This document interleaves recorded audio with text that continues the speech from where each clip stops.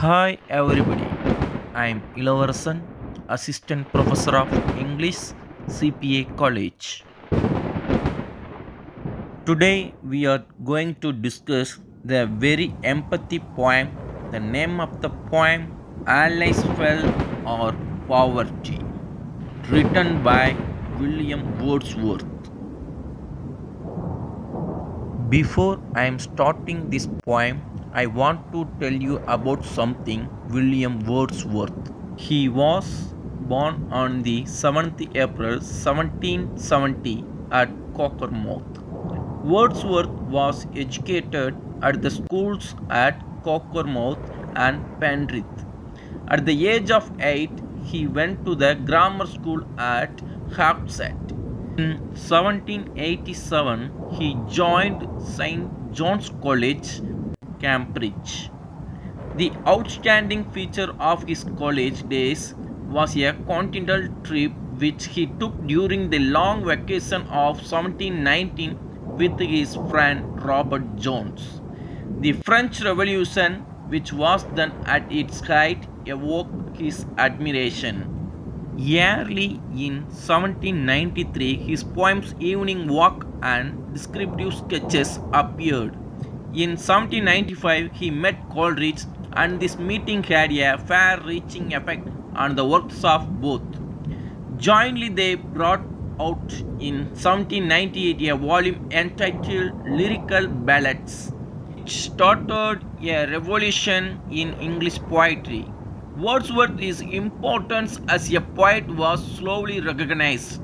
In 1838, he was made an honorary DCL of Durham and received the same degree at Oxford in 1839. After the death of Southey in 1843, he was made poet laureate. Now let's start this poem with the explanation. There are 15 stanzas in this poem and each stanza consists 4 lines. First we are going to discuss first 3 stanzas of this poem. So first line of the poem is the post boy drove with fierce career. For threatening clouds the moon had drawn. When as we hurried on my ear was smitten with a startling sound, as if the wind blew many ways. I heard the sound, and more. It seemed to follow with the chase, and still I heard it as before. At length, I to the boy called out. He stopped his horses at the word, but neither cry, nor voice, nor shout, nor aught else like it would be heard. In these first 3 stanzas, the poet is saying, the narrator of the poem is an unnamed speaker who meets the girl. Allies fell on the road. They are never identified as a male or female. The postboy was the carriage driver who drove very fast. For threatening clouds, the moon had drawn. Suddenly, the speaker seemed to hear a moan, sad sound. The wind carried sound no matter what. He heard the persistent and persistent sounds. It seemed to follow with a chase. And still he heard it as before. He called to the chase driver to stop his horses at the word. The repetition of the negative drew focus to the sounds. He could not hear the sound any longer. Now let's see 4th stanza to 7th stanza.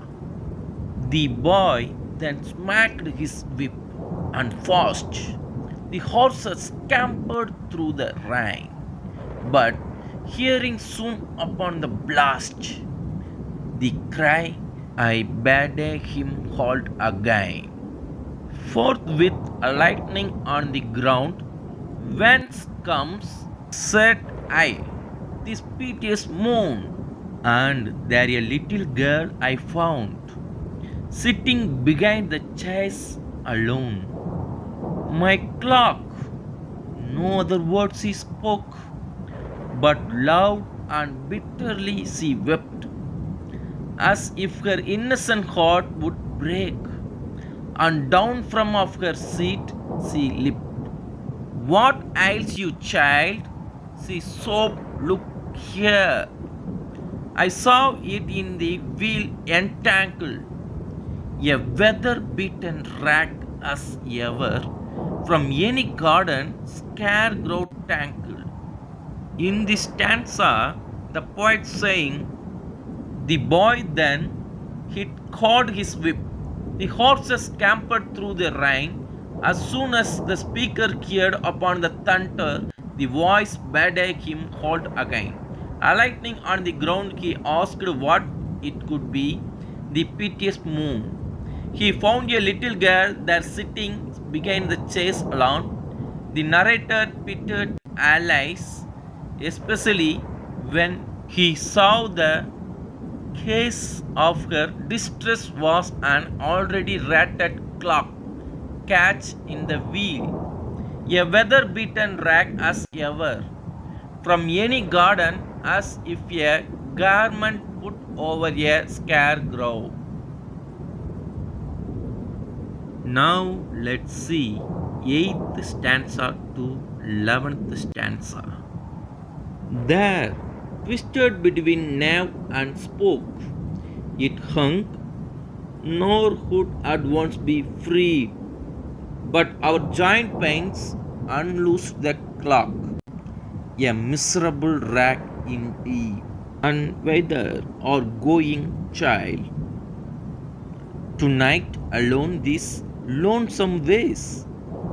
To Turham, answered she, half wild. Then come with me into the chase. Insensible to all relief, said the poor girl, and forth did send sob after sob, as if her grief would never, never have an end. My child, in Durham do you dwell? She checked herself in her distress and said, my name is Alice Fell. I am fatherless and motherless. In this stanza, the poet is saying, it was twisted between the central part of the wheel and radiating notes. She lent her help, and with her good concentration, they released the clock. The clock was ragged and torn. When the narrator came across Alice in her state of distress, Wordsworth seemed to be trying to convey that the reason her particular character was in such a state of misery was due to her poverty, the fact that she was an urban. It took place in the night. It was pathetic fallacy. The attribution of human emotions of characteristics to inanimate objects or to nature, whether it was the original destination or not. It was Turham. She answered in a mad manner.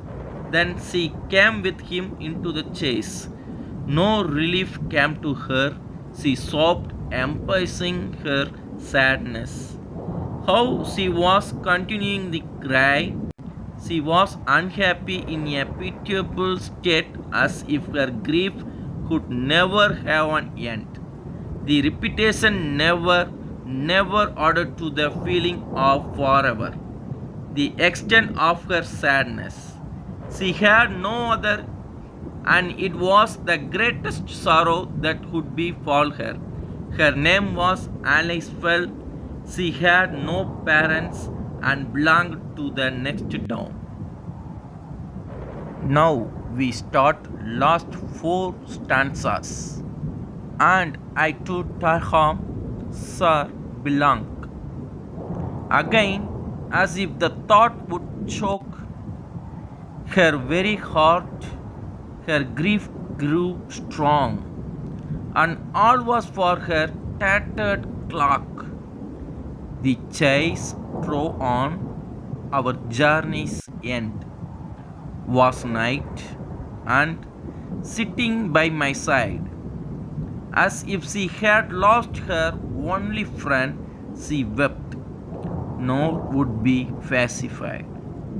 Up to the tavern door we pushed, of Alice and her grief I told, and I have money to the host to buy a new clock for the old, and let it be of truffle grey, as warm a clock as man can sell. Proud creature was she the next day, the little urban Alice fell. In this stanza, the poet is saying, her very heart and her grief grew strong. All was for her tattered clock. Wordsworth often wrote about the plight of the poor, as did other leading romantic poets. In Alice Fell, Wordsworth told the story of a little urban, fatherless and motherless, whom the speaker of the poem met on the road to her home. He showed her an act of kindness which lifted her spirits and helped her to forget, at least for a while, her grief at being poor and without a family. Mr. Craham left money with some respectable people in the town to buy her a new clock. Now this poem has been completed, and we will have critical analysis of this poem in the next session. Thank you.